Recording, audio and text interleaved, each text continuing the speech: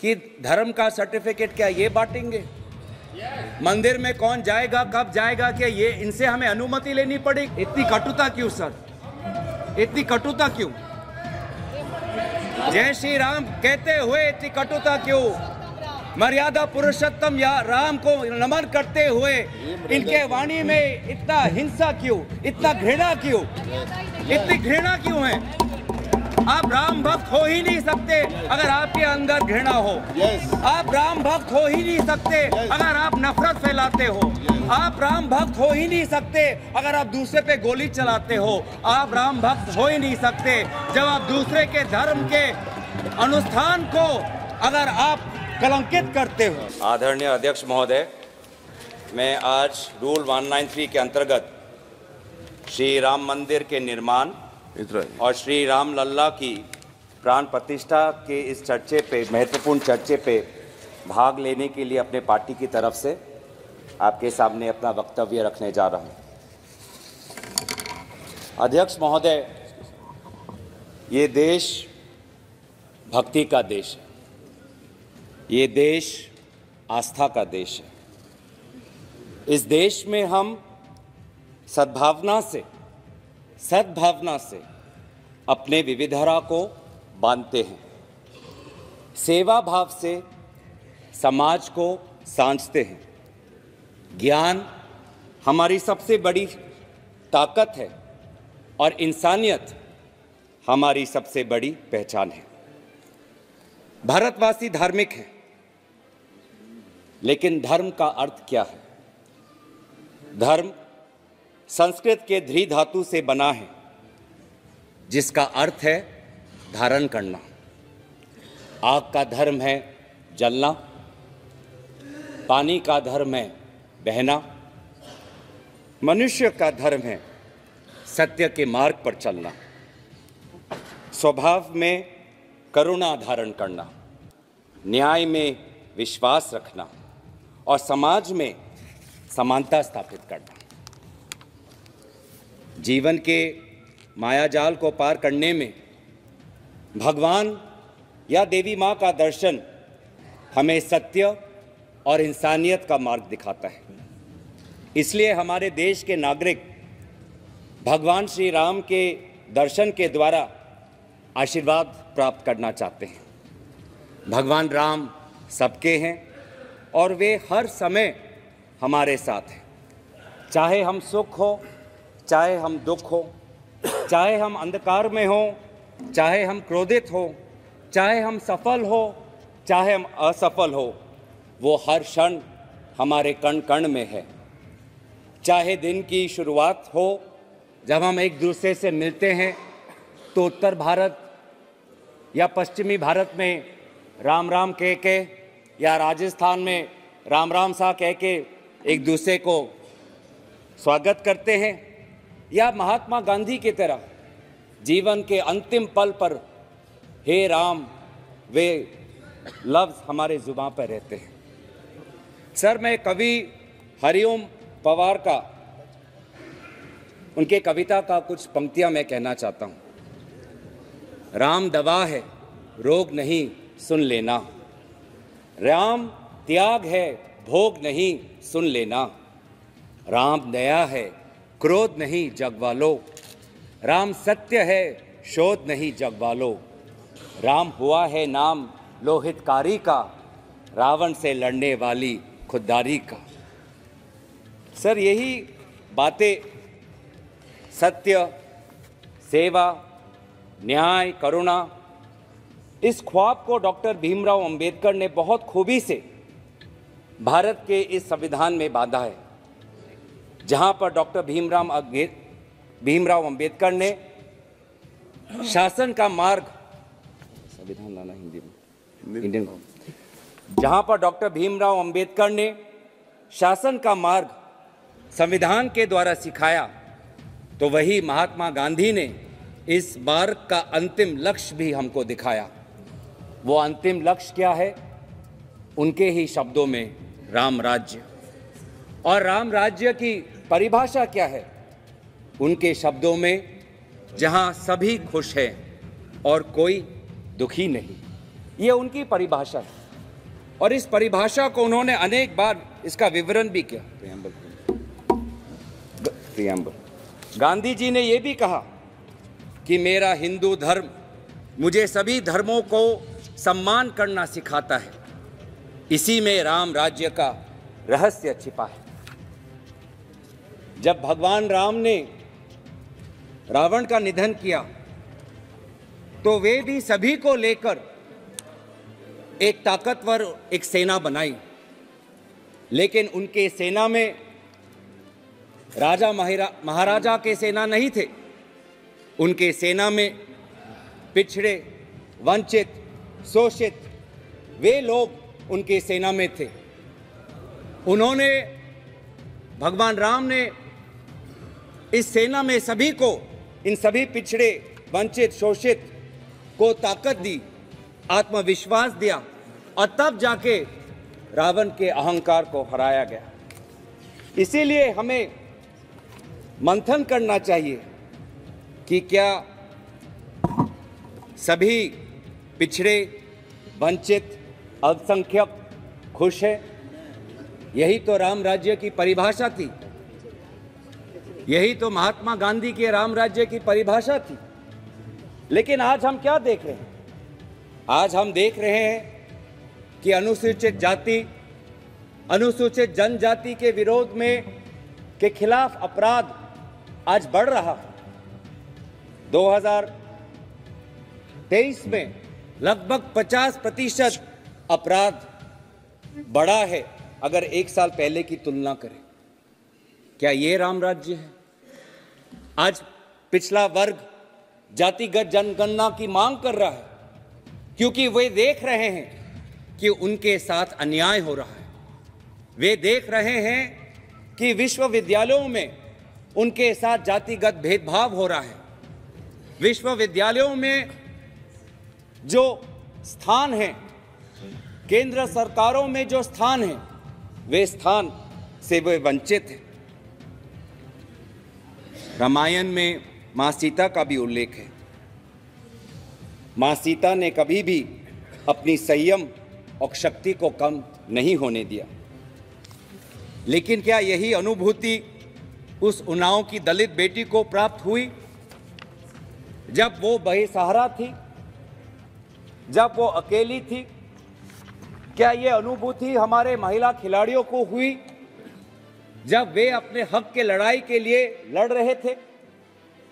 आज हमारी ही संसदीय समिति की रिपोर्ट में उल्लेख है कि अनुसूचित तबकों की स्त्रियों को दोहरा बोझ झेलना पड़ता है। वे जाति और जेंडर के आधार पर शोषित होती है और यौन शोषण के सामने बेबस होती है। बेबसी, चारों तरफ आज हम बेबसी देखते हैं। इस लोकसभा की चर्चा के बाद जब ये सारे सांसद अपने अपने क्षेत्र में जाएंगे तो युवाओं के बीच में उनको बेबसी दिखाई देगी। आप सभी के पास आपके क्षेत्र के युवाओं आएंगे, नौकरी के गुहार लगाएंगे, रोजगार की गुहार लगाएंगे, आपके पास आएंगे इंटरव्यू के वो एप्लीकेशन लेके, आपके पास वो आएंगे टेट की परीक्षा की पार करने के वो मार्कशीट को लेके। वो आपसे कहेंगे, आदरणीय सांसद महोदय, मैंने परीक्षा पार कर ली। आदरणीय सांसद महोदय, मैं बीए पास हूँ। आदरणीय सांसद महोदय, मैं बेरोजगार हूँ। और आज ये बेरोजगारी के कारण बेबस भारतीय युवा आज नशे के रास्ते में चल पड़ा है, आज अपराध के रास्ते में चल पड़ा है। आज वो जहां भी जाता है भेदभाव महसूस करता है। आज वो बेबसी में कुछ चंद पैसे इकट्ठा करके विदेशी धरती की तरफ पलायन करता है। ये है असलियत। ये उत्तर पूर्वांचल की हो, दक्षिण की हो, पूरब की हो, पंजाब की हो, या गोवा की हो, या केरल की हो, या गुजरात की हो, इस सच्चाई को हम नकार नहीं सकते। इसीलिए सर, जब हमारा दल इतने सालों से समाज सेवा कर रहा है, हम सच्चाई से वाकिफ है बहुत कुछ हमने किया है, लेकिन बहुत कुछ करना बाकी है। हमसे भी गलती हुई है, ये कबूल करने में हमें कोई आपत्ति नहीं है। लेकिन कांग्रेस जब गांधी जी के राम राज्य की मार्ग पर चलती है तो हम न्याय की मार्ग पर चलते हैं। आज भी उच्चतम न्यायालय ने राम मंदिर के ऊपर जो राय दिया है उसको हम स्वागत करते हैं। हम सेक्युलरिज्म पे विश्वास करते हैं, लेकिन ये जो सेक्युलरिज्म शब्द है, इसमें जो पश्चिमी परिभाषा है सेक्युलरिज्म का, उस परिभाषा से हम अपने आप को भिन्न रखते हैं।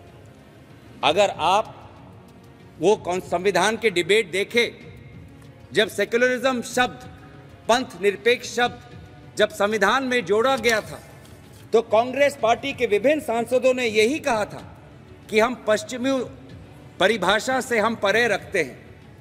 भारत एक धार्मिक देश है। भारत में बहुत धर्म को मानने वाले लोग रहते हैं और हम सर्वधर्म समभाव में विश्वास करते हैं। केवल एक ग्रंथ नहीं, ये देश की मिट्टी में इतनी ताकत है कि 140 करोड़ के लोगों की विभिन्न भाषा और आस्था को अखंडता के साथ, प्यार और सद्भावना के साथ बांधती है। मैं नानक के कुछ शब्द कहना चाहूँगा। नानक साहब ने कहा, अव्वल अल्लाह नूर उपाया, कुदरत के सब बंदे, एक नूर से राम जग उपजय, एक नूर से सब जग उपजय, कौन भले को मंदे। तो सर, हम सभी को बांधना चाहते हैं और यही हमारी संस्कृति है, यही हमारी सभ्यता है। सर, मैं इसीलिए सत्ता पक्ष को भी सतर्क करना चाहूँगा कि आप नथुराम का रास्ता त्याग करें। आप नथुराम को पूजा करने का ये जो आपकी परंपरा है उसको त्याग करें। नथुराम गोडसे का खंडन करें, इसमें आपको कोई परहेज नहीं होना चाहिए। अहंकार के रोग से बचे। रावण को उसके अहंकार ने ही मारा। आपका अहंकार आपको महंगाई को देखने से रोकता है। आपका अहंकार आपको देश में बढ़ती हुई अस्थिरता को देखने से रोकता है। चाहे वो मणिपुर में हो, चाहे वो लद्दाख में हो, चाहे वो चीन से लगी हुई सीमा पर हो। आज समाज में जो बढ़ती हुई आशंका है, विशेष रूप से अल्पसंख्यकों के बीच में, आपका अहंकार इस आशंका को देखने से आपको रोकता है। मैं आपको सतर्क करना चाहता हूं। भारत एक प्राचीन देश है। इस देश का जन्म 2014 में जब मोदी जी की सरकार आई तब जन्म नहीं हुआ। इस देश का जन्म 22 जनवरी 2024 में नहीं हुआ। राम लल्ला हमेशा हमारे साथ थे। 500 वर्ष पहले भी हमारे साथ थे, आज भी हमारे साथ हैं, कल भी आपके सरकार जाने के बाद आपके साथ हैं। राम हमारे मन में है।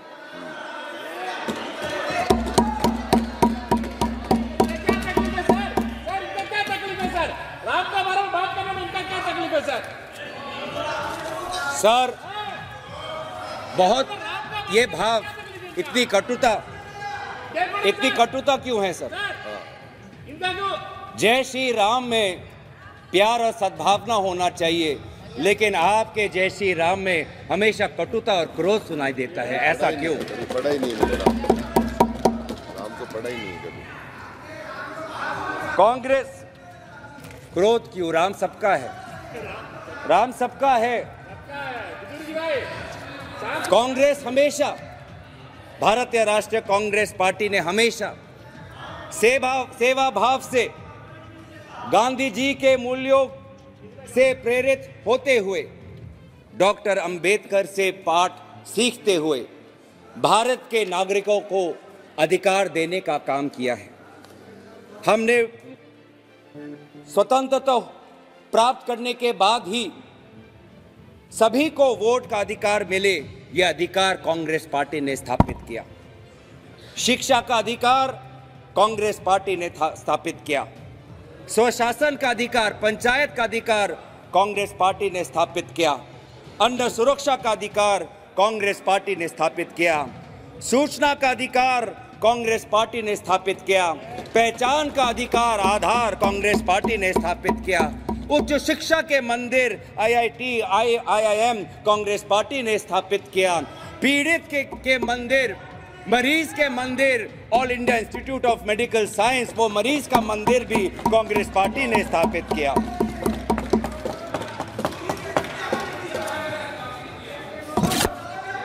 Well done.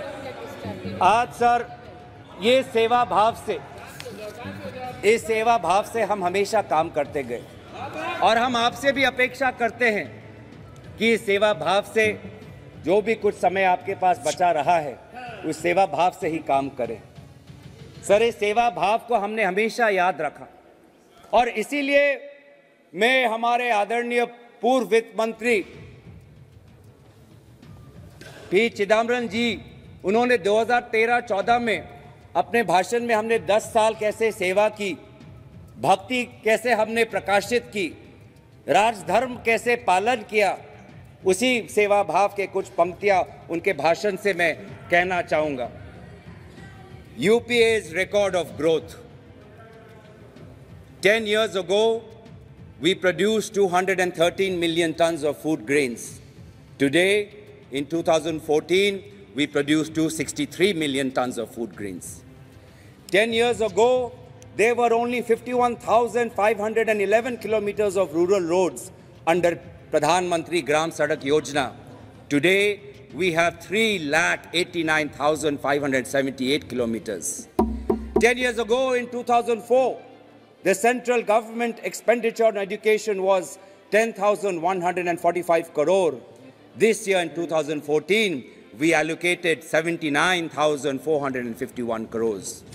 10 years ago, the central government spent 7,248 crore on health. This year, in 2014, we will spend 36,322 crores. 10 years ago, the minorities had 14,15,000 bank accounts.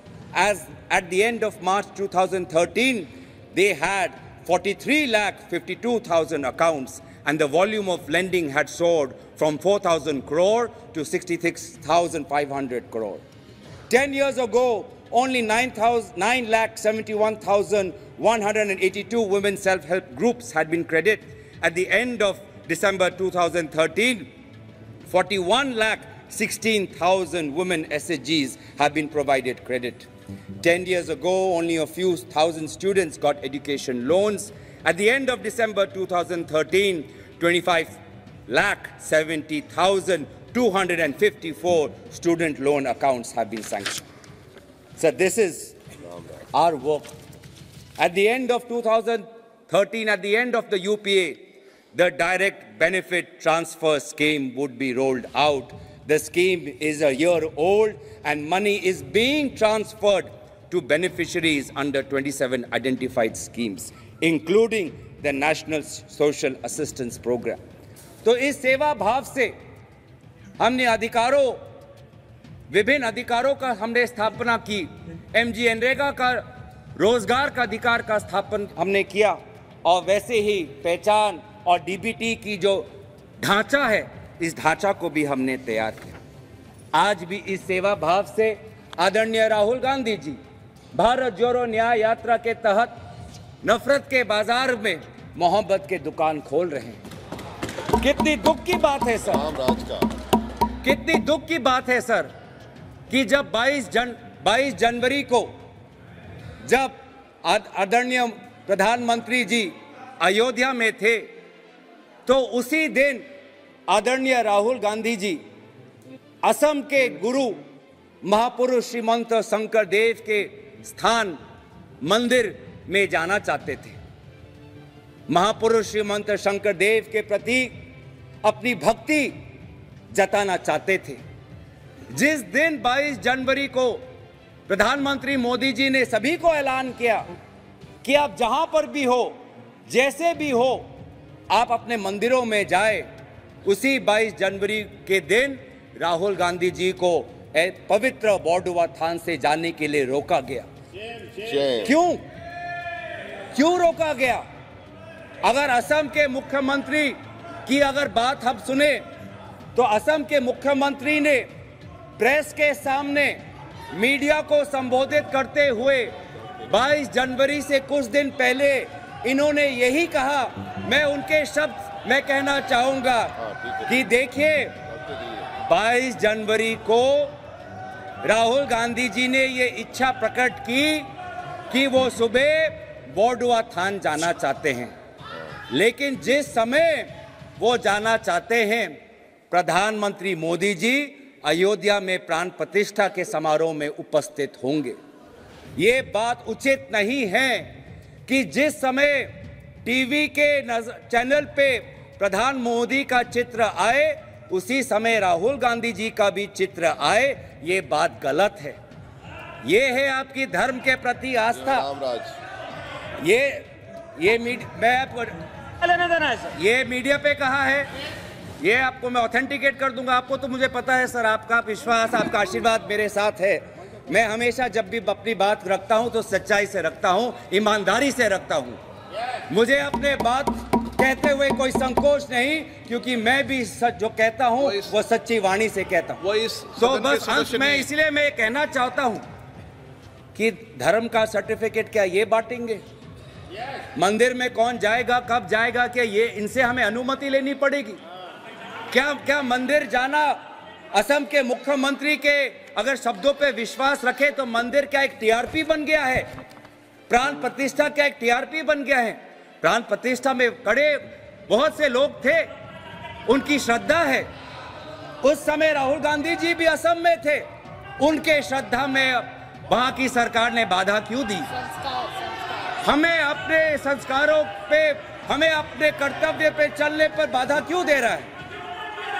Sir, जहां गैर हिंदुओं का प्रवेश वर्जित है, वहां गैर हिंदू कैसे जा सकता है? ये मक्का जाए सर, ये पूरी जाकर दिखा दे हमें। जहां सर,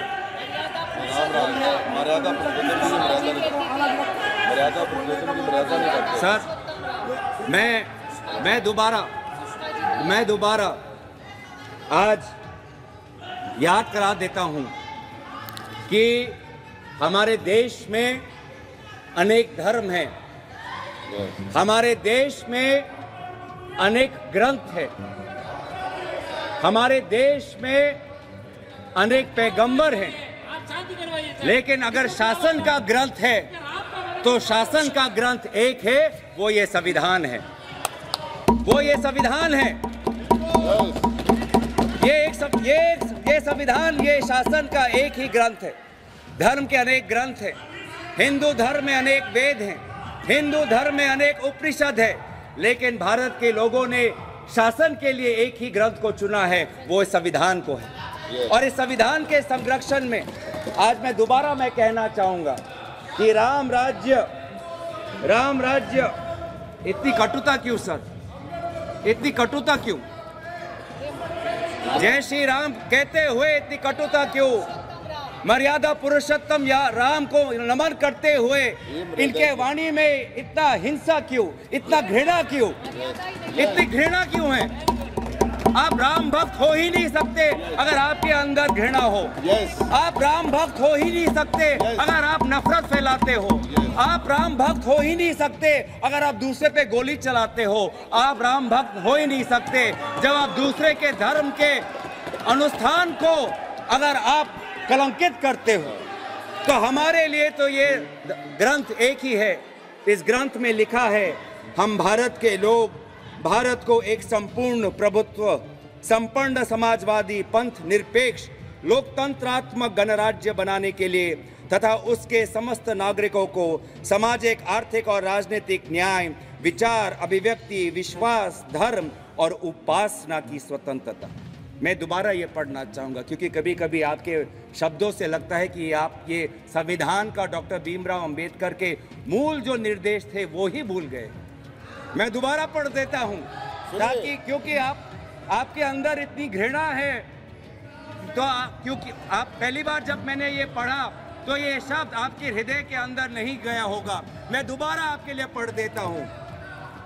न्याय, सामाजिक, आर्थिक, राजनीतिक, स्वतंत्रता, विचार, अभिव्यक्ति, विश्वास, धर्म और उपासना, समता, प्रतिष्ठा और अवसर। इसी के प्रति हम अपनी निष्ठा और दायित्व हम स्वीकार करते हुए आज इस भाषण जो हमारे राम मंदिर और रामलला की स्थापना पे जो आपने 193 का ये जो चर्चा लिया